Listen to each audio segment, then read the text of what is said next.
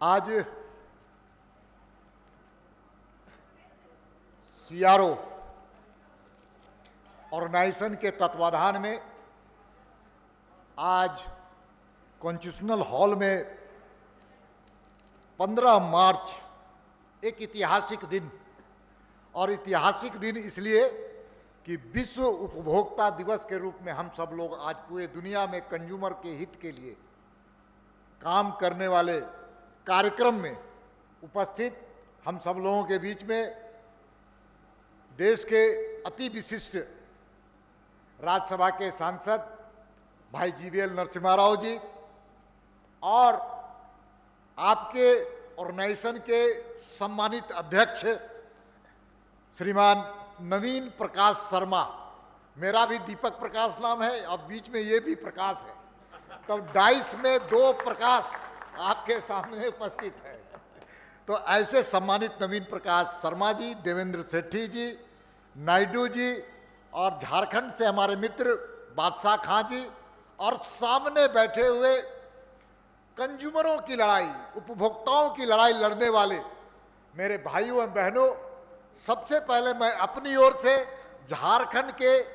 3.5 करोड़ जनता की ओर से, 3.5 करोड़ उपभोक्ता की ओर से आपको और आपके संगठन सीआरओ को बधाई और अभिनंदन देना चाहता हूं। और मैं मानता हूं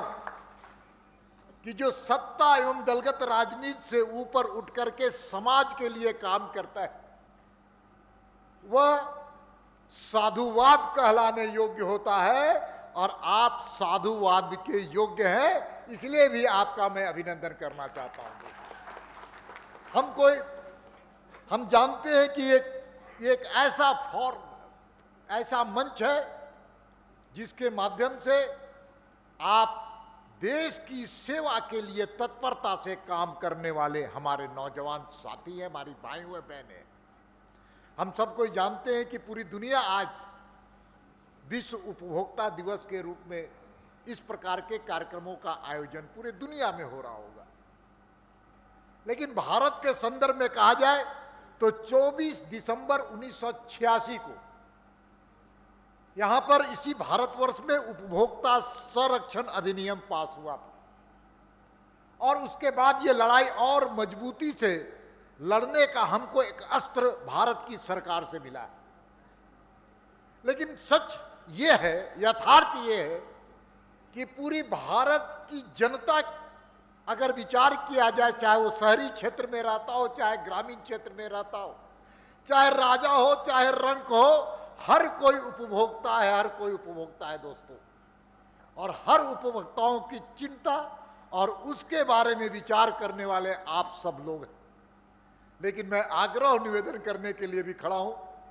कि भारत को अगर नज़दीक से आप देखिएगा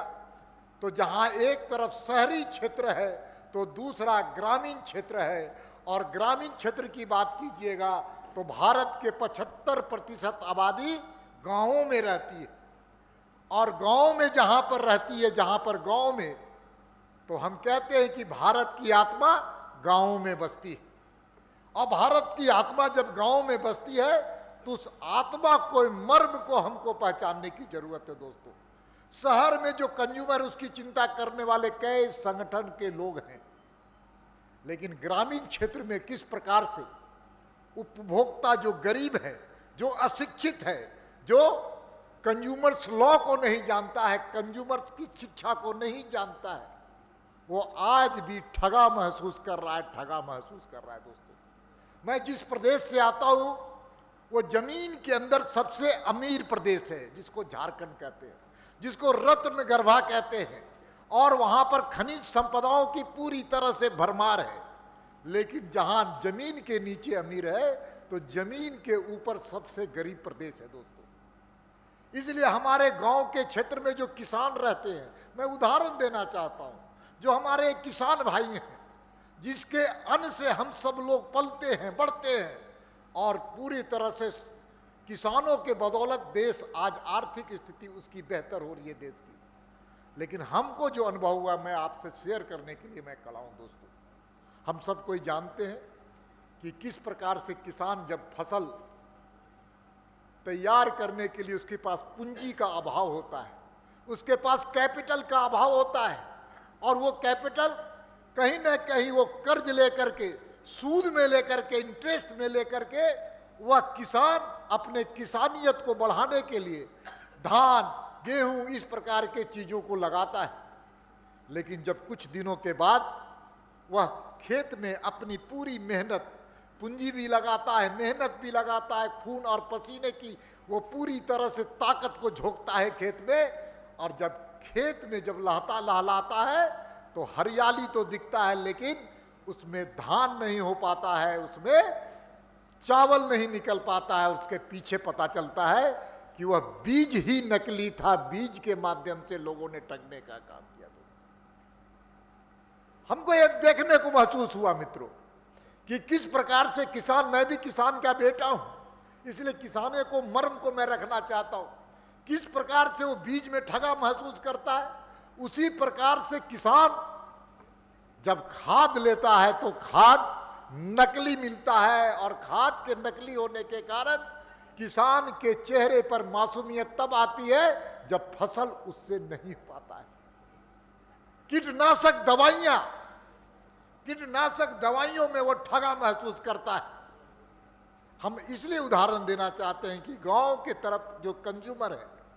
किसान हमारे जो आज परेशान है नकली चीजों से, उसके हित की चिंता मुझे विश्वास है कि ये संगठन भी करेगा, हमारे अध्यक्ष भी करेंगे, और आप और हम सब मिलकर करेंगे। ये मेरी शुभकामना है दोस्तों। मैं कहना चाहता हूं कि अगर सबसे ज्यादा नकली चीजों का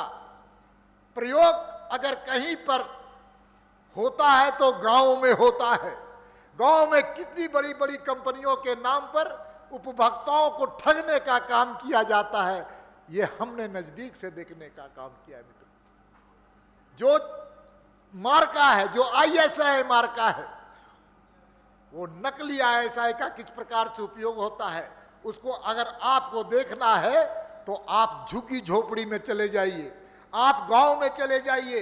बस्ती में चले जाइए, टोलों में चले जाइए, और ग्रामीण क्षेत्र में चले जाइए। आपको पता चलेगा जो पेस्ट का इस्तेमाल शहरी क्षेत्र में जिस मार्के का होता है, रहता नाम गांव में उसी कंपनी का, लेकिन वो नकली रहता है दोस्तों। इसलिए मेरा आग्रह निवेदन है कि दिल्ली में हम बैठ करके पूरे देश के बारे में विचार कर रहे हैं,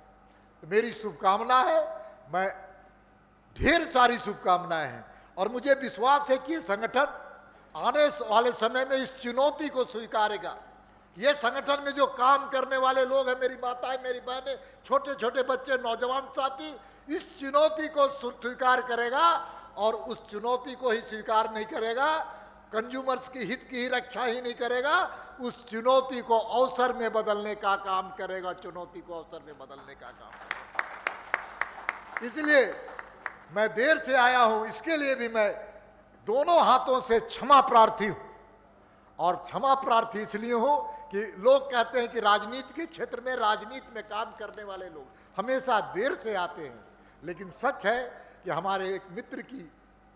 घटना घट गई, हॉस्पिटल में था, उसके बारे में हम लोग लगातार उनसे कंसल्टेशन कर रहे थे। इसलिए मैं दोनों हाथों से आपसे क्षमा मांगते हुए, देर से मैं आया हूं, लेकिन मैं दुरुस्त आया हूं, आपके साथ खड़ा नजर आऊंगा। जब जब आपको जरूरत होगी